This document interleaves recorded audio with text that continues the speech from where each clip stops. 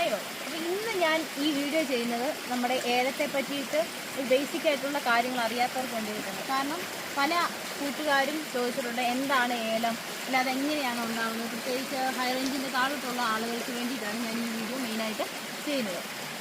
അപ്പം നമ്മുടെ ഏലം എന്ന് പറയുന്നത് ഇങ്ങനെയാണ് ഇത് ഉണ്ടാകുന്നത്. ഇത് നമ്മൾ കൃഷി ചെയ്യുമ്പോൾ അതായത് ആദ്യം നമ്മൾ നടുമ്പോൾ എന്ന് പറയുമ്പോൾ ഈ ഒറ്റ ചിമ്പായിരിക്കും വെക്കുക.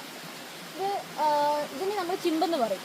ഇത് വളർന്ന് ഇച്ചിരി കായ്ക്കാറാകുമ്പോൾ നമ്മൾ ഇതിനെ തട്ട എന്നാണ് പറയുന്നത്. പിന്നെ ഇതിൽ നിന്നാണ്, ഈ തട്ടയിൽ നിന്നാണ് ഇങ്ങനെ ഓരോ ചരം ഉണ്ടാകുന്നത്. ഇതാണ് ചരം. ഇതിന് പറയുന്ന പേരാണ് കൊത്ത്. ഇതിലാണ് കാ കായ്ക്കുന്നത്.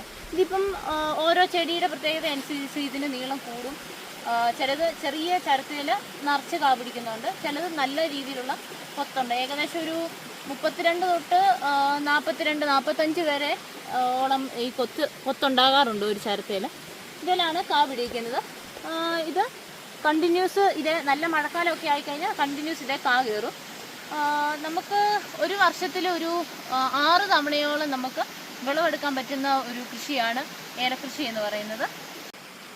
ഇത് പുതുചരം കേട്ടോ, അതായത് പുതിയതായിട്ട് അടിച്ചു വരുന്ന ചരമാണിത്. ഇതിന് നമ്മൾ പുതുചരം എന്നാണ് പറയുന്നത്. ഇതിൽ കായ് ഇതുപോലെയൊക്കെ കയറത്തുള്ളൂ. ഈ ചരം മൂത്ത് കഴിഞ്ഞ് കഴിഞ്ഞാൽ ഏകദേശം ഇതുണ്ടോ ഈ രീതിയിലോട്ട് ചരം മൂത്ത് കഴിയുമ്പോഴത്തേനെ അതിൻ്റെ ഒരു വളർച്ച മാറിക്കൊണ്ടിരിക്കും. പിന്നീട് ഇതിലോട്ടാണ് കാ നല്ല രീതിയിൽ കയറാൻ തുടങ്ങുന്നത്.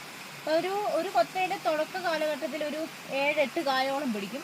പിന്നെ നമ്മളിത് പഴുക്കുന്നതനുസരിച്ച് പറിച്ച് വിടുന്നതിനനുസരിച്ചായിരിക്കും കാ മുകളിലോട്ട് കയറി വരുന്നത്.